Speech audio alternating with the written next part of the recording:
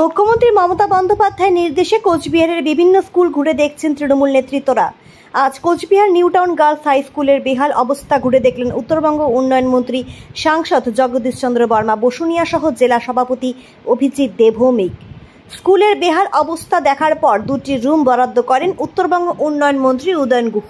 তিনি বলেন, স্কুলের অবস্থা শোচনীয়। স্কুল দেখার পর দুটি রুম বরাদ্দ করা হলো, খুব শীঘ্রই কাজ শুরু হবে। এই বিষয়ে উত্তরবঙ্গ উন্নয়ন মন্ত্রী উদয়ন গুহ বলেন, উত্তরবঙ্গ দপ্তর থেকে হোক বা শিক্ষা দপ্তর থেকে হোক, যত দ্রুত সম্ভব সেখান থেকেই কাজ করা হবে এই স্কুলের। এই বিষয়ে নিউ টাউন গার্লস হাই স্কুলের হেড ম্যাডাম জয়শ্রী রায় বলেন, আমাদের স্কুলের ক্লাসরুমের ভগ্নাংশের ফলে ক্লাসরুমে ক্লাস করাতে পারছি না ছাত্রীদের। তার ফলে আমাদের সাইকেল স্ট্যান্ডের যে রুমটি, সেখানে ক্লাস করাতে হচ্ছে। ছাত্রীদের খুবই ভয়াবহ অবস্থা রয়েছে কয়েকটি ক্লাসগুলোর। আজ উন্নয়ন মন্ত্রী এবং সাংসদ এসে আমাদের কথা দিয়ে গেলেন, যত দ্রুত সম্ভব এই কাজ করবেন। আমরা এতে অনেক খুশি।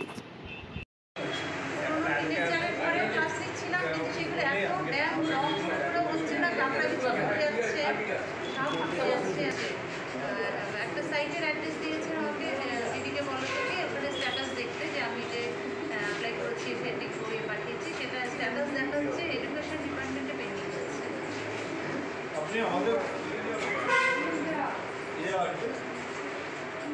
এসেই আসবে, যেতে পারে ওকে দিয়ে দুটো জিনিস করা। একটা হচ্ছে স্কুলের দুটো রুম, সেই স্কুলের দুটি রুম তার মধ্যে এসে গেল ভালো, আর অন্য কী লাগবে সেটাও করে রাখুন। যদি স্কুলের আপনি রুম পেয়ে যান অন্য জায়গা থেকে, তাহলে সেটা করিয়ে নিন। This channel does not promote or promotion any illegal activities. All content provided by this channel is meant only for educational purpose only.